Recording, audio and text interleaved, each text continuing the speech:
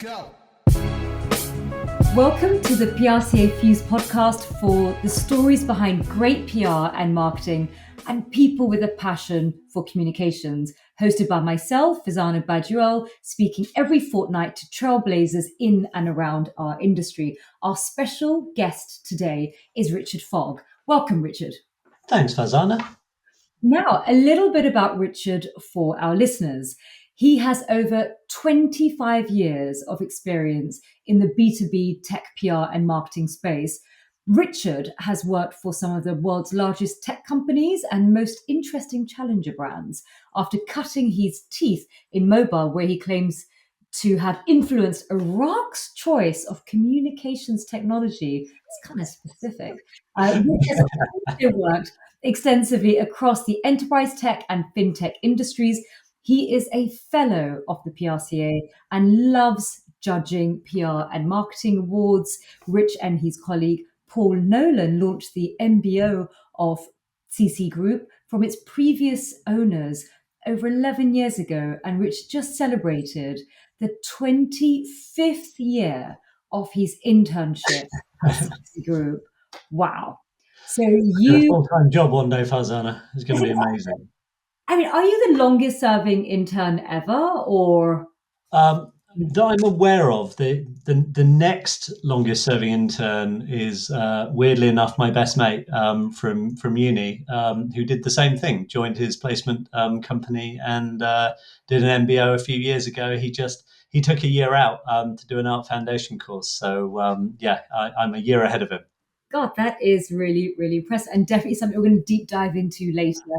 Understand what is it about CCGroup that actually is so compelling that you stayed for 25 years and counting. Now, just to get to know you a little bit, Richard, I wanted to know, a little bit about the typical work day in your life. And I know it must change and shift, and every PR person's sort of days are different, but just throw us, just a little bit of insight in what a typical day of Richard Fogg looks like. It's all pretty straightforward, to be honest with you, Farzana. 2 or 3 days a week, I'm in the office in central London. I'm on the train by 6:45 and normally back by about 10ish. And I think one of the things that came through to me when we were all working at home during COVID was my kids genuinely thought that I just talked for a living. Because it's client team meetings, it's team meetings, it's marketing and business development. I love events and conferences, networking with clients and media and industry contacts and things like that. And then sort of the couple of days a week I'm not in the office, I run first thing, have a much more normal working day, which is lots of talking. And then I watch The Walking Dead with my daughter and I'm fast asleep by 10 o'clock. So less rock and roll than I used to be. God. Well, that's still quite a lot of sort of like of travel and juggling and it's better than it was pre-COVID. Exactly, true. And so also news, like a lot of us PRs have to constantly be on it. And obviously in the good old days when I was growing up, it was very much a couple of broadcast channels, a couple of print, and that was it. And now we are just flooded with information. So I wanted to know, how do you keep top of news, because you could literally spend all your hours keeping on top. What do you listen to? How often do you listen to? What are your tips for people like us who are just, swimming in news, and we kind of want to be on top of things, but also not be totally consumed by it?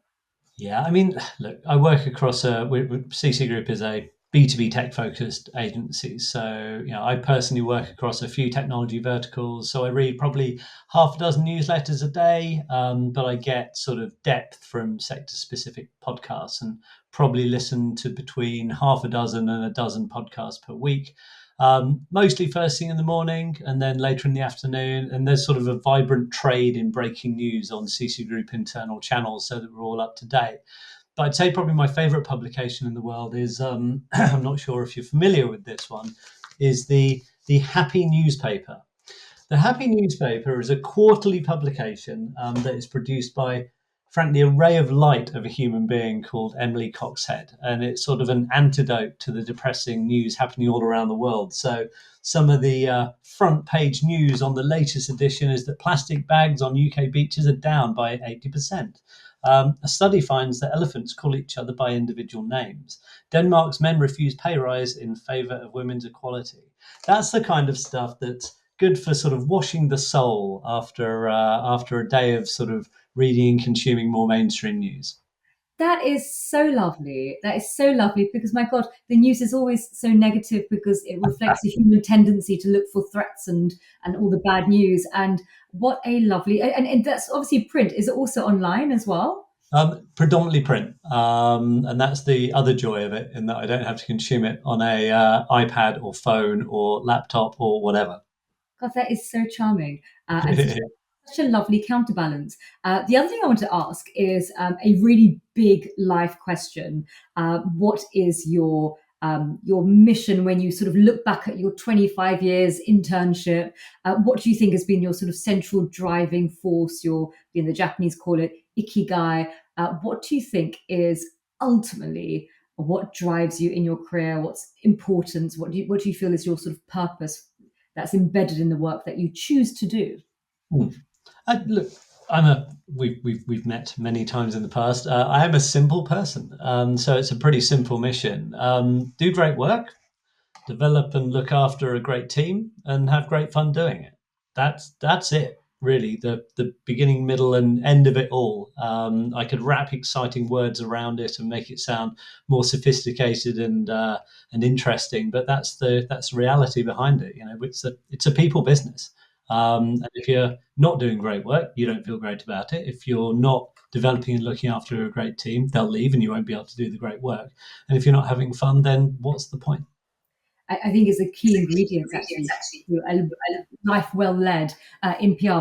Now, what I also noticed when I was looking at your bio is that you studied PR at degree level and at Bournemouth University. And I just wanted to ask because I've been reading sort of how the undergrad courses in PR have sort of really declined, and I wanted to know, just from your perspective, having somebody who's actually studied at undergrad, why do you think it's declined? Do you think that's a bad thing for the industry? My understanding is that there seems to be quite a lot of postgraduate in comms.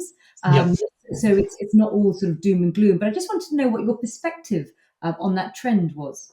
Yeah, I guess I'm one of the few people that didn't fall into PR. A guy called Simon Craddock came and gave a careers talk when I was 16 or 17 and sort of lit a fire in me and sort of led to me deciding that that was my future and that was my career. And sort of, if you fast forward, I think it was Richard Bailey, who's formerly of Leeds Beckett, did a podcast with PR Week recently, sort of not bemoaning, but sort of pointing out that I think there's one pure play PR undergrad degree course in the UK. And when I was applying for universities, 96, 97, there would have been about half a dozen. And then it really ramped up and there was a good dozen of them. I think there's one left. And I don't think it's a problem. I don't think it's a problem. I think if you look at my old university, Bournemouth, that course has shifted now, and it's marketing with PR. I think the recognition that PR doesn't sit in a vacuum is a very helpful one, and I think it's also recognizing the fact that employers need more than sort of pure play PR people. I was involved recently with a lady called Dr. Joyce Costello in helping to put together the sort of course outline for a PR oriented course at Cardiff Met. And what I loved about the course outline was that it wasn't pure play PR. There was a lot of sort of understanding of other marketing channels and things like that are just critically important when practicing contemporary public relations. It's fantastic. I mean, I think half of what we do is, well, more than half is contextual. So you're absolutely right. Now, out of interest, if you're getting CVs coming in, do you look at somebody who studied PR with a different lens than somebody who has studied, I don't know, English language or history? It's hard not to, because we all have our biases and we all try and check them at the door, but we all have our biases. And if there's mid 30s of us in the UK, then I would say four or five of us have got sort of PR degrees behind them, and yeah, quite a few from Bournemouth, and that's down to relationships you had with lecturers who are recommending people, and we find those people perform incredibly well. So it's less about the degree and it's more about the person. But if the person's been recommended by a lecturer you trust, then you guess what, you're a couple of steps further ahead.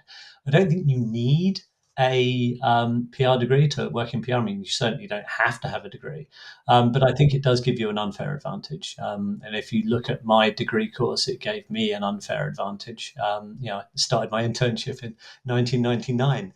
But I think you find that it doesn't help dramatically in the early stages of your career, although you do understand the point in what you're trying to do. What really helps you is when you start hitting that management function, that management level, AM, et cetera, an agency side, you start to have a much better set of tools and experiences which enable you to get more involved in planning and strategy and things like that. So not essential. And, some of my colleagues are philosophy grads and, marketing grads and English grads and things like that. And they do a wonderful job. But so it can be an absolute help, but it very much goes down to the individual. And Richard, did you go straight from your undergrad at Bournemouth straight into CC Group, which at the time was Company Care Communications? Company Care Communications, a sort of cacophony of poor names strung together. Absolutely, yeah. So I I hadn't intended on joining Company Care. It was the time we were based in Reading, which is a sort of city outside of London. I'd grew up in Newbury. I was definitely going to spend my placement year, my internship year in London, blowing my student loan, et cetera, and sort of went in for a test interview because I'd only ever worked in pubs and cafes and things like that. And the idea of actually doing an interview was quite terrifying. So Company Care had sort of a relationship with Bournemouth for a few years. It had come down, done meet the professionals events and things like that. And I sort of went in for a test interview, went in on the sort of Friday, got on quite well with them, got invited back in on the Monday and walked out with a job. So yeah, then had to live at home for a year, but it's okay because I blew my student loan on taking my future wife to New York for her 21st birthday. So yeah, the money was still poorly spent. And so tell me about why did it change its name? What was the CC Group like when you joined? Why did it change its name? It was rebranded. Um, because Company Care Communications is a terrible name. Let's start there. Um, you, you don't typically think about it when you work in the company. It's the name is the name. It's when a few clients had been moaning at me for a few years that it was a terrible name and they didn't think it did us justice. Um, and yeah, long story short, I'd been making sort of suggestions to the board and to the owner that we should change our name because it didn't really represent us and no one could ever say it properly, and we had spelling issues and all of that kind of stuff. But the owner at the time, a guy called Ian McCann, was quite set on it, understandably. It sort of effectively became his name above the door. Then one day we had a knock on the door at our Reading office, and I opened the door, and there were two agency nurses standing there, and they asked if there was any work going in the old people's home, and I said, what do you mean the old people's home? He said, oh, it's Company Care. This is presumably a care home. I was like, hold that thought. Went and got the CEO, dragged him down. There are some ladies at the front door to meet you. What's this about? I don't know, but they're here to see you. 5 minutes later, he walks back into reception, gives me one of those looks and sort of acquiesces that maybe we should consider changing our name. So so who was the founder of is it The founder was a lady whose name I've completely forgotten. I've met her once. It was sort of mid 80s, bit of a local sort of agency. We worked for local solicitors and engineering firms and stuff like that. And then a guy called Ian McCann joined from an agency called Charles Barker, which is now sort of part of the Weber. It's basically the Weber Tech team. And yeah, he bought his way in, wanting to leave London and raise a family, etc., etc. And so, yeah, this sort of the founding, and then a guy called Kevin Taylor came along, and sort of they built and ran the company together for many years, and it was a great place to work. but it was very much a lifestyle business. It was sort of very supportive, but very frustrating because you never really felt there was the drive and the ambition and the investment in the business to really take it to where it could potentially go. And so, I mean, we're sort of jumping around a bit and fast forwarding, but I think I started my internship in '99, and then Paul Nolan joined to quote unquote replace me in 2004 when I was going on honeymoon backpacking for 6 months. Um, I came back because we did decide to come back. And in sort of June 2005, first day back, me and Paul were taken in a room and told that we were now running the telecoms business. So I've never actually been an account director. I went from a senior account manager to an associate director carrying target, which is kind of interesting. A few months later, we did our first board presentation, and our then chairman, recently brought on chairman and current chairman, a guy called Tim Trotter, apparently turned to the board and said that this is your future management team, and this was 2005. And so they gave me a mentor, a guy called Neil Backwith, who was brought in to basically quietly convince me that I could run a business. My dad had run his own business. It hadn't gone particularly well. That's quite a stressful environment to grow up in. And, you've sort of basically become allergic to the idea of running your own thing and being responsible for the mortgage and rental payments of 30 plus people every month. But in sort of 2008, sort of became a bit disillusioned. We're a Thames Valley agency at about 1.8 million with a low single digit margin, 27 people. We had good jobs and we were well paid, but it was a lifestyle business. Didn't really have the excitement or ambition and drive that we craved. CCGroup was one of dozens of tech agencies, and nothing differentiated it. And so I was sort of moaning / soliciting advice, and spoke to Simon, who had come into my school when I was 16, and he had his view, which was suck it up, Rich, you're in a great position. It's a lovely company, you're being treated very well. Another freelancer that we've worked with over the years told me to leave the company as quickly as humanly possible. She couldn't believe I'd spent that long there, and that there was a glorious career waiting for me in London. And then I spoke to Neil, and he listened to my tale of woe and said, so take it over and change it then. So over a few months, we wrote what can only be described as a vomit-inducing document called a manifesto for change. And we listed all the things that were wrong with the business and all the things that we needed to fix it. And I took the owner out, Ian, for lunch one day and outlined our case and said, and of course, the number one thing you need to do to get this done is to make me managing director tomorrow. So, took him out for lunch, had that conversation, and 48 hours later, without talking to me at all, he stood up in front of the company and announced me as the new managing director. I had no idea it was coming. So at that point, I was 29 years old. I was the MD of a PR agency. My son, my first child, was 3 months old, and the 2008 financial crisis was 3 months off. So timing is everything. My God. And when you became MD, did you then, after that, do the management buyout? Yeah, so that sort of followed, if you like, and it started with what I describe as a pre-failed merger in sort of 2011-12, in that it was a merger that looked great on paper, but transpired would probably wreck our culture. And it would have been great for me, right? And Paul and the other senior members of the team. I'd have been the CEO of a top 10 tech agency a good 10 years earlier than it actually transpired. But after sort of a lot of due diligence, I went for lunch with the owner and the sort of her sidekick. And before starters, this sidekick leans over across the table and says, Rich, what we're going to do now is we're going to list all of our people. We're going to rank them A, B, and C. And on day one, we're firing all of the C's. Okay.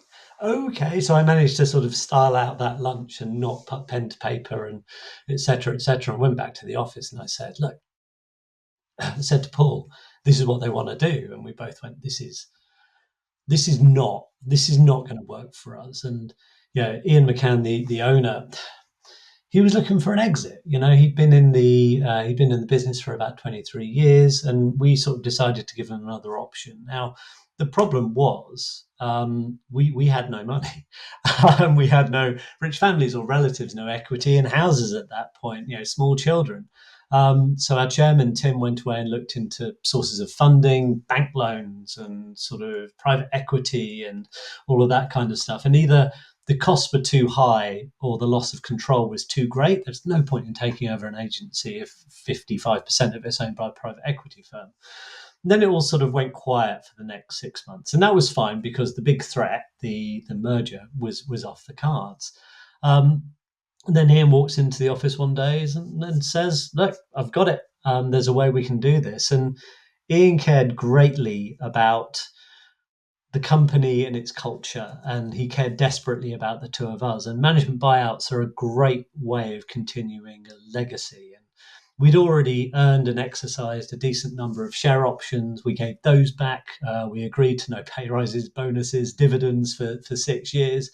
And through a combination of taking cash out of the business up front, and we'd always been really financially sound and very well run, monthly payments over 5 years, and sort of another consideration based on company performance and clear cash. So the deal was done, and overall it was really successful. Ian was incredibly supportive of the new things we wanted to try. He was on board, on the actual board, for the 5 years, sort of wiping away the sweat when things were going well and wiping away the tears when they weren't. And I think we can be really pleased of the MBO and the growth that we've shown since then. Fantastic. And I've been following, CC Group for many years, and it wins a lot of awards, particularly sort of, Technology Consultancy of the Year award. I remember PR Moments Technology Agency of the Year.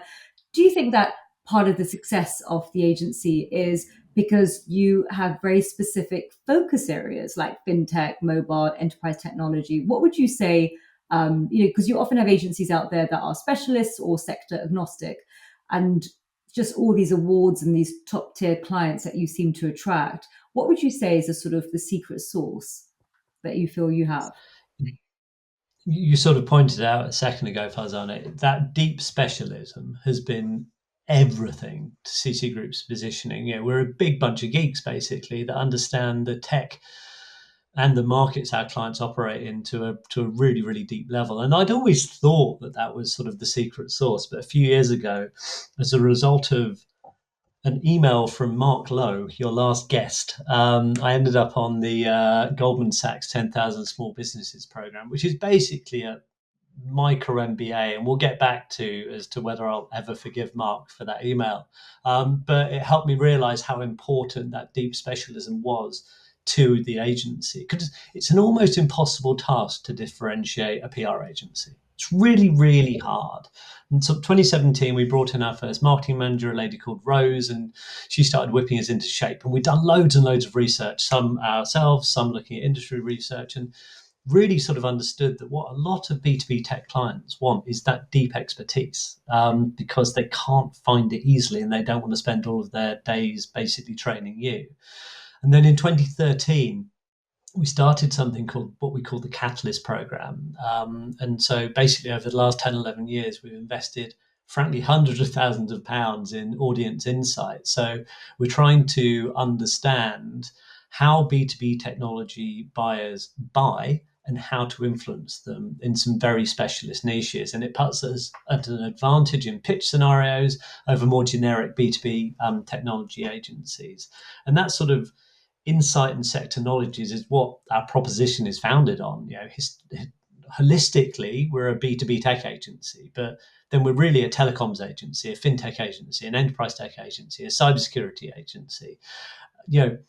If we had enough, if I gave her enough time and money, I'm pretty confident that Florrie, who runs our cybersecurity business, could build her own cybersecurity tools.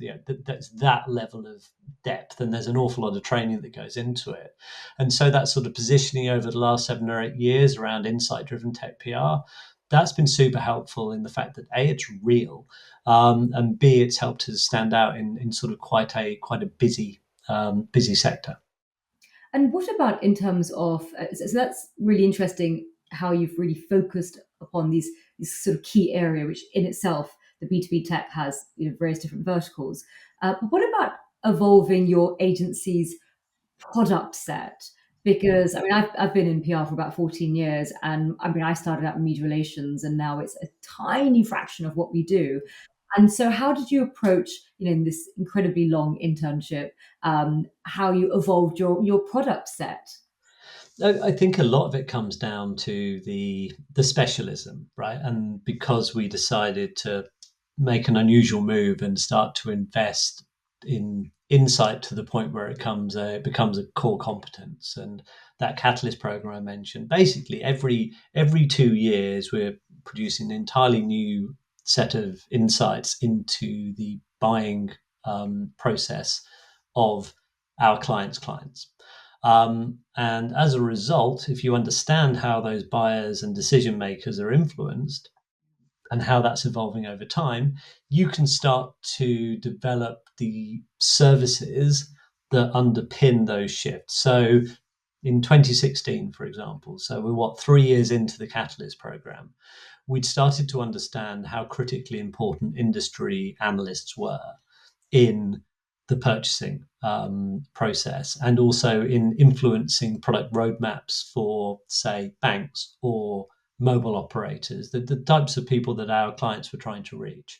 And so we launched an industry analyst relations practice and brought the right people on board, stood it up and started growing. 2022, we stood up a marketing services proposition, so much more aggressive and specialist skills around organic and paid digital, brand, design, and things like that. And so because we've got this resource, if you like, that's growing and growing and growing and helping us understand how the channels and content that influence buyers and decision makers are changing, means that we can evolve our organization with it.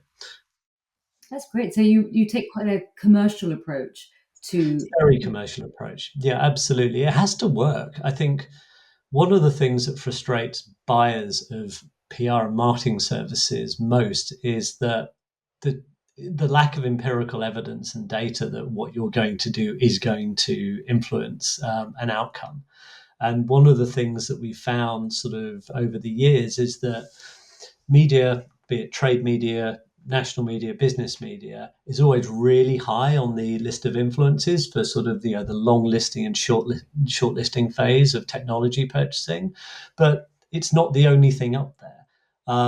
It's there's industry analysts, there's participation in events, there's industry associations and things like that. So you have to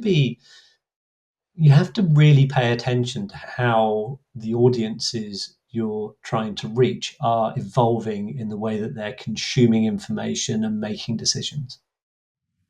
I think that's brilliant because a lot of I think agencies in our profession, they're often criticised for their lack of commercial awareness, and the perception is that sort of the marketing folk are much more on it. They've got better access historically to data, and Yeah, for us, yeah, access to data has been relatively recent, and we've almost lost our way. Where the sort of godfather of modern PR, Edward Bernays, it was really sitting on top of sort of psychology because his yeah. uncle was Freud, and we've even sort of lost our way in terms of psychology. Data, obviously, we didn't have until very recently, I but don't it's know. I don't know if I agree with you. I just think this is an industry that lacks confidence, which is kind of amusing. Because if you read our trade press, which is where a lot of us are influenced from in terms of understanding the state of the market, because we are storytellers by trade and because we know that bad news sells better than good news, we create and conjure these sort of ridiculous tropes that PR agencies can't do this or the PR function can't do this. Absolute rubbish. We've had the same access to data that marketers have had for as long as they've had it, right? They're not hiding it. We can gain access to it by being nice, pleasant human beings and asking to see the data. So I think it's tempting to sort of and let's not get onto the professionalism of PR. I don't think that's a thing that will ever be finished. But I think we're so down on our own sector as a sector. It's just sort of it's amazing. Like so, really good example. years ago, we're trying to sort of build this new enterprise called Aperture Insights up, and to get there, it wasn't a PR skill set that was required. We effectively needed an ad strategist. So we went shopping for an ad strategist, brought in a brilliantly clever guy. And I was about to go into, I think it was a PRCA conference, and I was on a panel talking about, you guessed it, measurement. And I sat with this guy, Brad, and I was like, Brad, right, here's my talking points. He said, Rich, it all sounds perfectly fine. Why is your industry, an industry association, putting on stage something that as an industry you don't think you're good at? Because if there are buyers in that audience, are they going to be more or less confident about your ability to deliver if you stand on stage kicking yourselves? And it just sort of, it's one of those moments like, yeah, we do that, don't we? And we really shouldn't, because actually, the power of PR is proven again and again and again and again. We can get the data, we can get the insight. That's not a problem. We just lack it. I think we lack confidence as an industry. It drives me nuts. But do you think it's also lacking in budget? Because I remember when I first started out, the marketing teams would have huge budgets and we would have a little tiny, we were like an afterthought.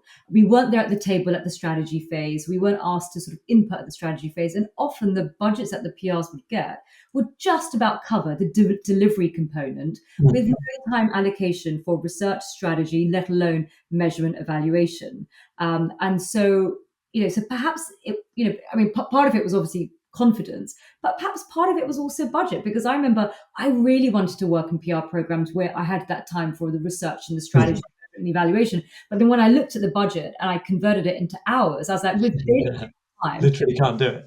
just I'm just not. writing and picking up the phone. Yeah, no, absolutely. I think that is the case. If you just stick to your knitting, if PR just sticks in its sort of quote unquote lane and just focuses on earned media, then yes, by definition, we're going to have very small budgets, because we don't even get involved in the planning of it and things like that. You start to evolve the product that you have to include more strategy and consultancy and data and analytics and things like that. You start to have a different conversation. But also, if you rock up and are quite comfortable saying, actually, yes, this is the media is one channel, right? It's one channel to market, and it's an important channel, but we also have to think about these channels as well. And it's when you start getting into the more integrated work that the budgets really start to rocket, and you start to get budget actively set aside for the sort of strategy and measurement and evaluation and data and analytics that enable everything to sing more aggressively and be more successful. Now, you mentioned earlier Aperture Insights. Is that part of CC Group? And It what is was how I miss thee.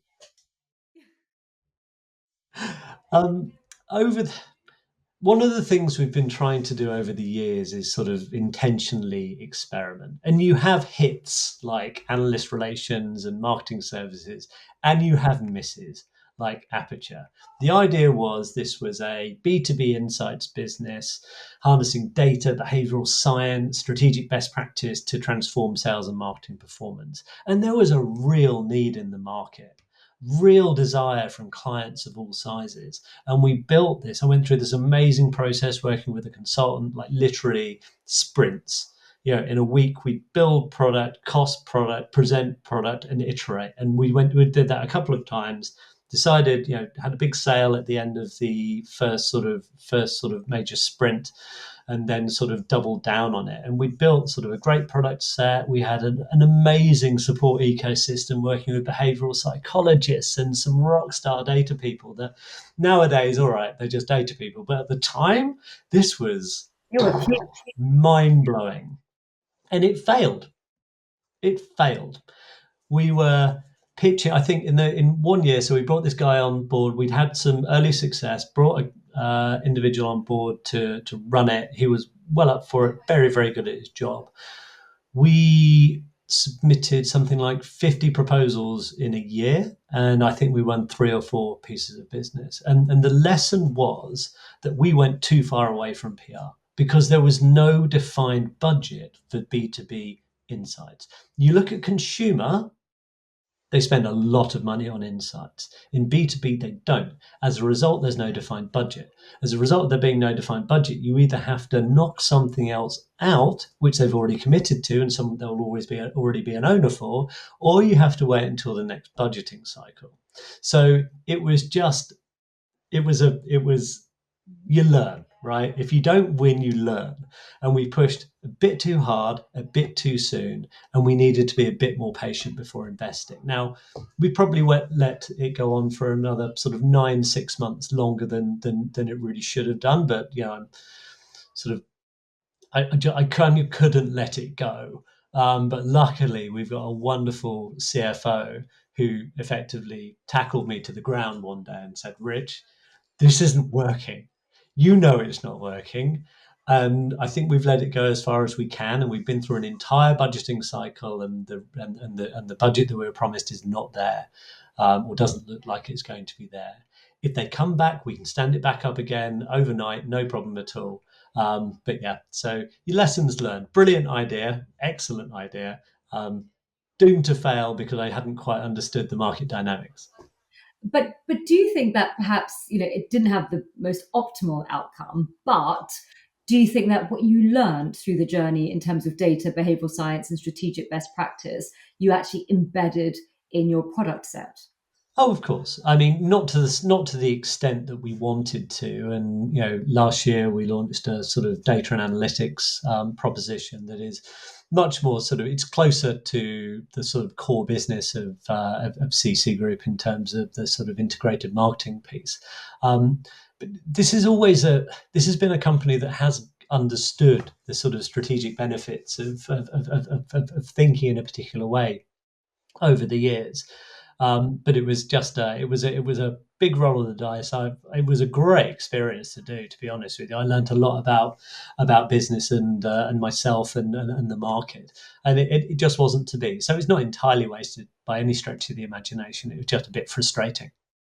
And you talked about the parallels between B2C and B2B. And I remember sort of starting out, and obviously everything was very focused on sort of consumer, and B2B were like, we don't really have to have consumer grade communications.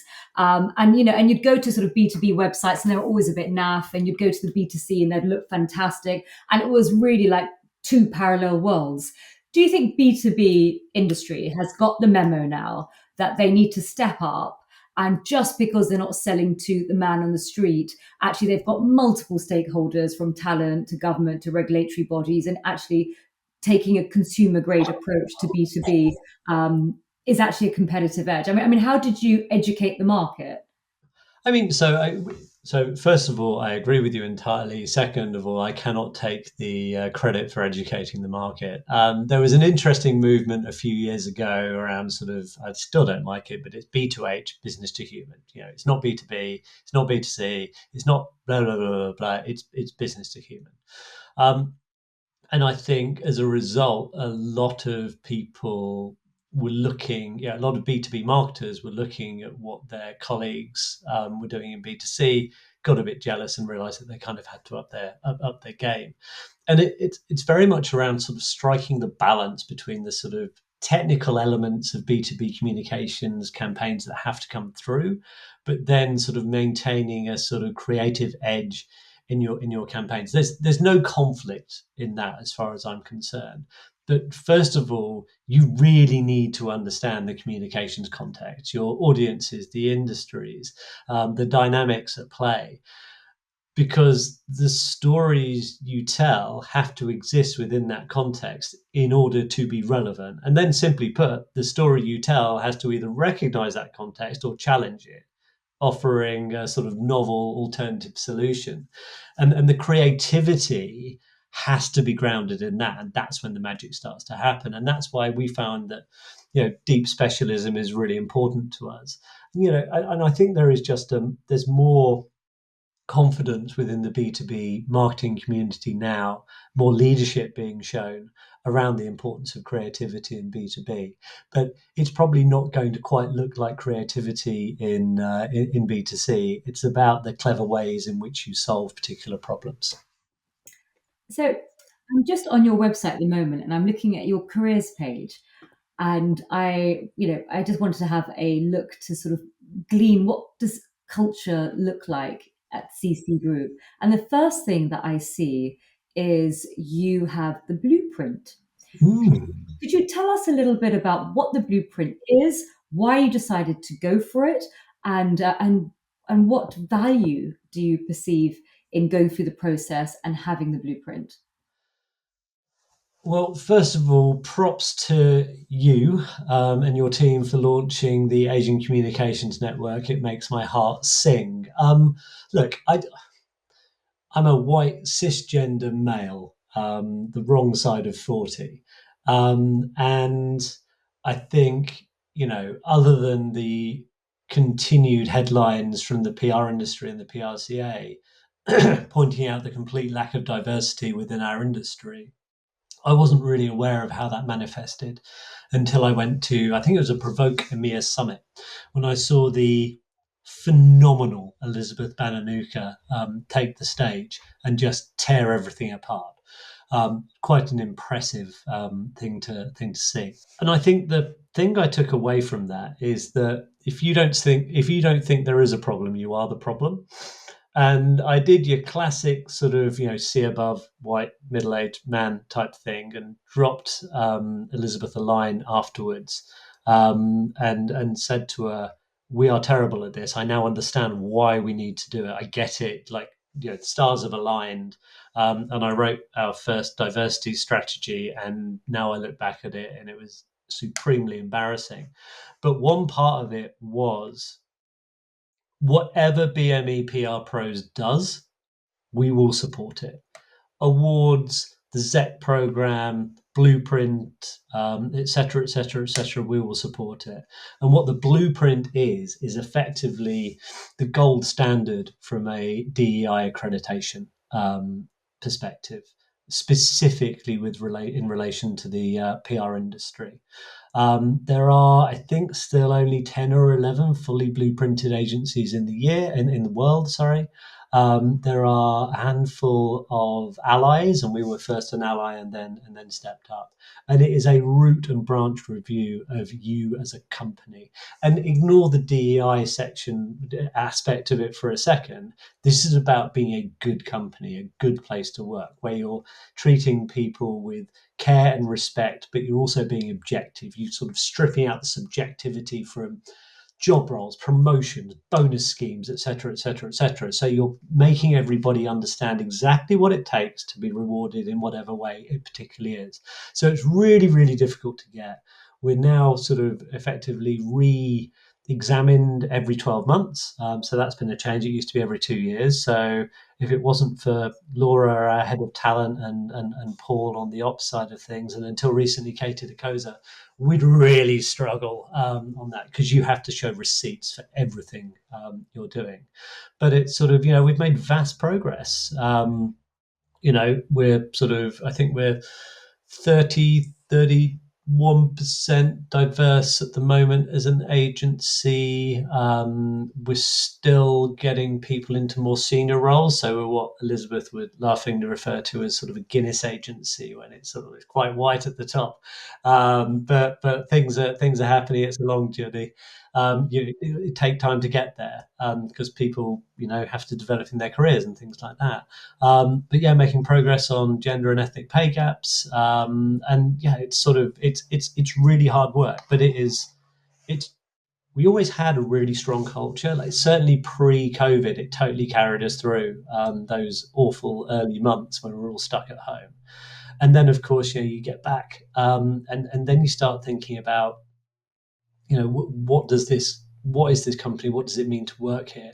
And actually, Blueprint and the ZEC and BME PR Pros has become just a central plank of that. And I'm frustrated that more in the industry haven't gone for that accreditation yet, but I'm hopeful that people will. So there are some incredible initiatives in the industry. You've got people like us. I think Shiraz Gulzar is behind that. It's Um, amazing. Although yeah, you can, like, literally, I've been really lucky. I've got tickets to the last three, and I was away on Thursday last week, and they were gone within minutes. I mean, ah, They Gotcha. really, you've got the Black Comms Network, who very much inspired Advita Patel, Shoni Lin, to co-found the Asian Communications Network. So we're very inspired by Black Comms Network and the work that they do, and obviously, Elizabeth for creating Blueprint that has, given so much value to, to the agencies that got through such a, rigorous process. But it gives you the structure. Like that's the glory of the blueprint is even if you don't go for it, the commitments that are online, and even if you want to know how to make your agency or business or team as inclusive as humanly possible, just download the application form because the number of questions you'll be asked that you've never even thought of before. We genuinely thought we'd be one of the first blueprinted companies in the world. We had to wait 2 rounds to get to the point, or 3 rounds before we could get to the point before we were fully blueprinted. It's really hard work. It's really hard work. But so important. So, in spite of all these initiatives that are out there, why do you think the needle hasn't really moved? I think it's a very long-term and endemic problem. I'm looking forward to seeing what comes out of the the PRCA census that just launched. I think it was this week. Because it feels like it's been a while since we've had a temperature check on where things are.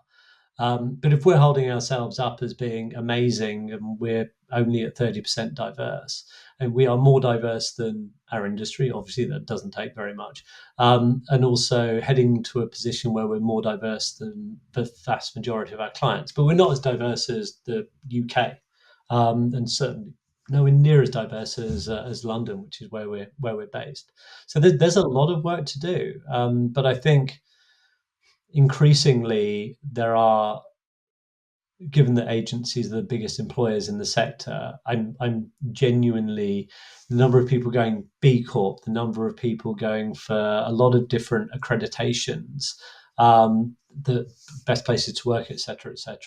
That's when you start to see the movement. It's become sort of embedded in the industry. We do need to keep ourselves honest, and we do need to keep, we cannot accept the status quo because it is not good enough. But I think there's a lot more people working on it for all the right reasons now than maybe there were sort of more performatively, a few years ago. Yeah, so it's sort of more deeper critical thinking, and also, um, I'm optimistic. yeah. Do you also look at diversity through sort of other lenses? So not just ethnic, but gender, socioeconomic, regional, as well. Less so regional. Neurodiversity is a very big area of focus for us. I think we're up to about 10% of CC Group with some defined neurodiversity. In fact, it could even be 15, approaching 20%. And then, you know, any listener is very welcome to make their guess about me. But you are looking right here, Farzana, at at sort of undiagnosed ADHD, if ever I've seen one. So I think it's sort of being comfortable with that. We've done a lot of training, and people are people are if you've got sort of diagnosed conditions or suspected conditions, and there are particular ways in which you work with people. It's written briefs and instructions, deadlines broken down into particular steps and things like that. It's not rocket science by any stretch of the imagination, but you have to embed that in the culture of the organisation. And do you think, like you mentioned, that ADHD may be, maybe an area that you're undiagnosed with? Do you feel that's made you quite sympathetic to other neurodivergent thinkers?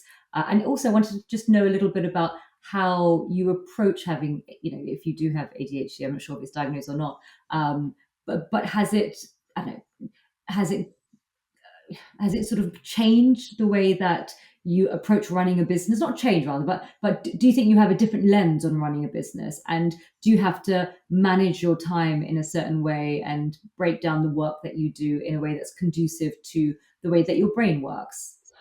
I can understand the benefits in doing so. So I am undiagnosed, but my business partner Paul was diagnosed, I think, last year, and has been very out and honest about it, and sort of, he's got it much more intensely, let's say, than I have. He's medicated, etc., etc. I'm not at the point where I need to sort of go through that. My daughter has quite extreme ADHD, which has created lots of interesting experiences for me. You're always more sympathetic to something that you've been more exposed to. I think when the sort of mental health sort of wave of attention happened in PR, I'd had personal experiences which 5 years beforehand I wouldn't have understood the importance of it. But having had personal experiences with challenges around mental health, I was therefore immediately more receptive to the idea of the lunch and learns we did, of the sessions we were running to try and sort of help people normalize the conversation around it. And it's the same with neurodiversity. I still think the sort of the national averages are projected around sort of 4 or 5%. Well, we're at least double, if not triple that, at CC Group, and I think it manifests much more in the sort of creative industries than you'd find in maybe others. So I think just having everyone, whether they're affected or not, aware, especially at a management level, but it matters all the way through the organization, to understand how people want to be briefed, want to receive feedback, and expect deadlines to be set and things like that. And it's about being quite intentional in how you do that, and having conversations with people about what works best for them. Great, thank you, Richard. Now, I wanted to move to the quickfire phase, Huh? where I ask you a whole bunch of questions, and please do bear with me. The first question will be: who is the communicator you admire the most, past or present? Um, going to go boring here. David Attenborough, one of the strongest communicators ever and a national treasure. But the children have also been going through GCSEs and A levels, and as a result, I've been exposed to a lot of Churchillian speeches recently. And oh my gosh, what an absolute master of the English language! Okay, great. Now, I love Attenborough. My God, I do just his voice is so soothing. You just feel and especially when you've heard his voice throughout your whole childhood and sort of adulthood, and Oh, um, it's yeah, absolutely. I'm never terrified every time there's any news about David Attenborough. I'm just sort of yeah, that's going to be awful. absolutely. I completely agree. Thinkers now. So, what thinkers we're talking about? Authors, podcasts, poets, philosophers have had the most impact on you. Um, I must say, I listened to Mark Lowe's answer to this and have never felt more stupid in my entire life. Um, I was aware of a handful of philosophers. There's a whole bunch of stuff he talked about, artists, poets, etc., etc. As I said earlier on, I'm pretty simple. Without doubt, sort of one of the thinkers that's had the most impact on me, certainly in the more recent years, is a guy called Professor Scott Galloway, or Prof G, is his sort of brand, sort of thinker, author, podcaster extraordinaire, at the sort of intersection of technology and media and education. I probably consume about 4.5 hours worth of Scott's audio content a week. Not to understate it at all. He's brilliant. He is. He is. I've heard some of his sessions, and he's just so insightful and such a great communicator as well. Now, career advice. Imagine that intern stepping into the office. What career advice would you give to your younger self? um, I'm going to have to steal something from Prof G here. You can have it all, but you can't have it all at once.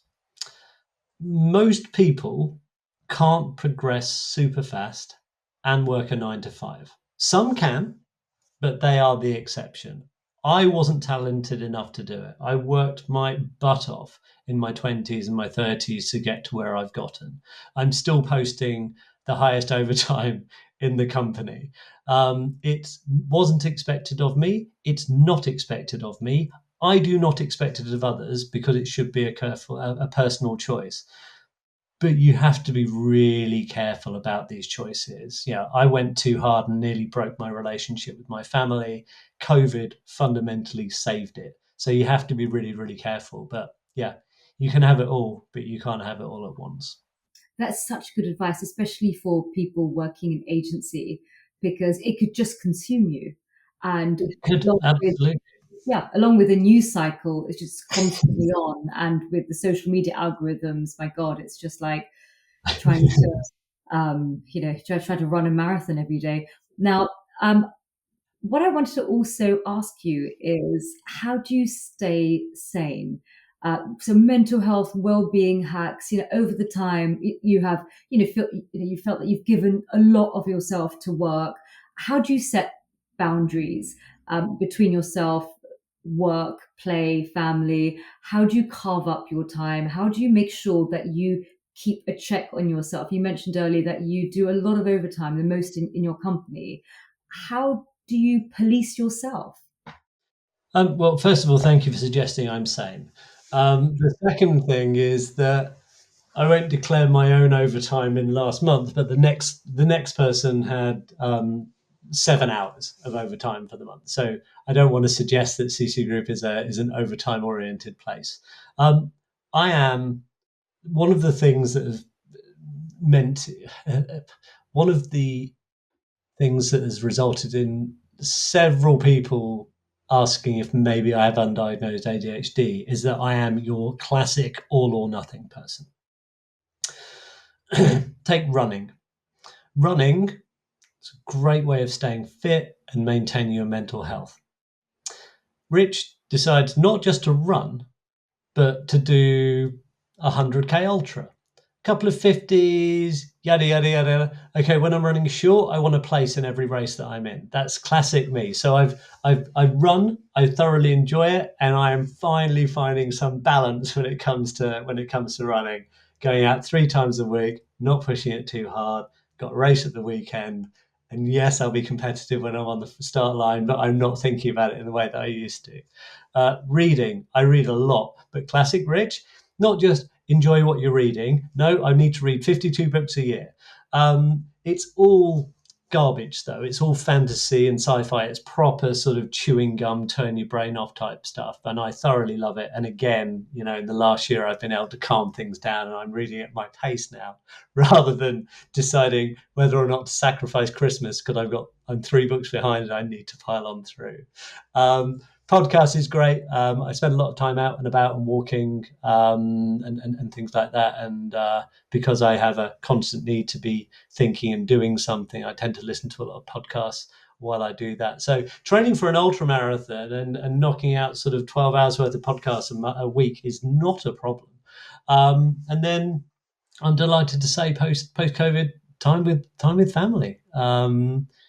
My children are 16 and 15, and are a joy to be with. And I'm very conscious that in the next year or so, they will not want to spend any time with me. So I'm making the most of it while I can. Very, very wise indeed.